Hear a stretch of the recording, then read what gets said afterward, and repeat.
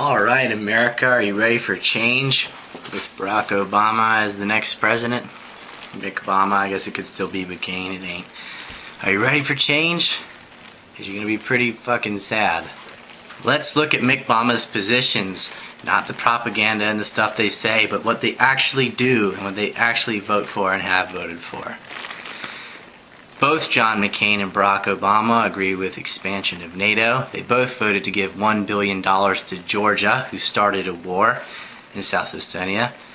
They both support Israel 100%, so racial colonies and ethnic cleansing doesn't seem to bother either one of them. Hezbollah and Hamas are, of course, terrorist groups, but Israelis aren't, even though they blow up kids and build cities on top of demolished homes, protected by a standing army for the chosen race of God. Straight up Nazism, but they're okay with it. They both voted to fund the Iraq War multiple times. Over 1 million people have died there. They both voted to keep the Patriot Act. They both will keep bases in Iraq. Now, Obama has said he might reduce the troop levels in Iraq. He's still going to keep the bases, but he gives that some impossible conditions on the part of the Iraqis first, meaning he's not going to change shit. Both will increase the war in Afghanistan. Both Obama and McCain. Obama might be even more gung-ho about that than McCain, which is pretty scary. They both say that Iran is a threat and that their National Guard is a terrorist organization. Both voted for the bailout of Wall Street, so they're both socialists. I call them commies. They're both tied to Wall Street, of course. They're both against homosexual marriage because they support civil unions. The government should have nothing to do with marriage, that's my opinion. They're both pro-nuclear and clean coal. I guess by putting the adjective clean there, it makes it alright or whatever. They both support backdoor fossil fuel policies for energy, like ethanol and fuel cells, which both use fossil fuels. They have the same monetary policy, same foreign policy. They're both going to keep the Fed. They're not going to change health care. They're not going to change the war on drugs. They haven't mentioned anything about using hemp as a possible alternative fuel. They're not going to pay the national debt and don't even have a plan to do so. They're not going to retract the empire. They're not planning on closing any bases. They're actually going to expand it. Same policy on the Middle East, same policy on Russia, both pro-NAFTA. They basically pussyfoot around about drilling for oil in Alaska and slightly different tax cuts.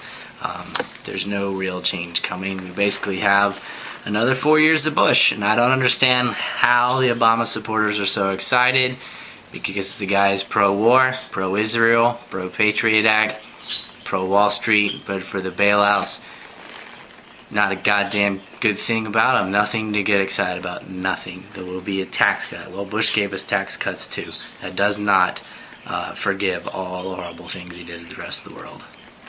So, yay Obama, Brzezinski, Biden, and McCain, Palin, and Graham. I mean, could you get a worse bunch than Graham and Brzezinski? Why did you people vote for these two men? Why? Were you just scared of Hillary and that's why you voted for Obama? And Republicans voted for McCain. Why? Ron Paul was there. You have no excuse. None. See, we had a guy, Ron Paul, let's go over these same issues. He's against NATO, voted not to give $1 billion to anybody, does not support Israel, wouldn't give them any aid, doesn't believe in giving foreign aid to anybody, voted against the Iraq War, voted against funding the Iraq War every single time, voted against the Patriot Act, would not keep bases in Iraq or anywhere else, would get out of Afghanistan, does not think that Iran's a threat, so he needs to have proof before we go accusing people. Some prudence there from the Iraq War. Did not vote for the bailout, voted against it, isn't tied to Wall Street, doesn't care about homosexual marriage or not, supports real alternative fuels like hemp, and believes in the free market and allowing that's a long thing. Has a totally different monetary policy, would get rid of the Federal Reserve for starters, believes in sound money, would change the war on drugs, he'd end it.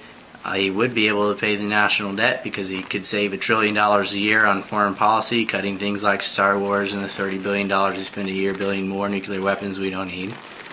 He would retract the empire. He doesn't pussyfoot around about drilling or slightly different tax cuts. In fact, he is pro-drill, but he thinks that's a drop in the bucket and pretty much insignificant. As far as tax cuts go, he'd get rid of the income tax completely, as well as the IRS and several unnecessary departments, starting with the Department of Homeland Security.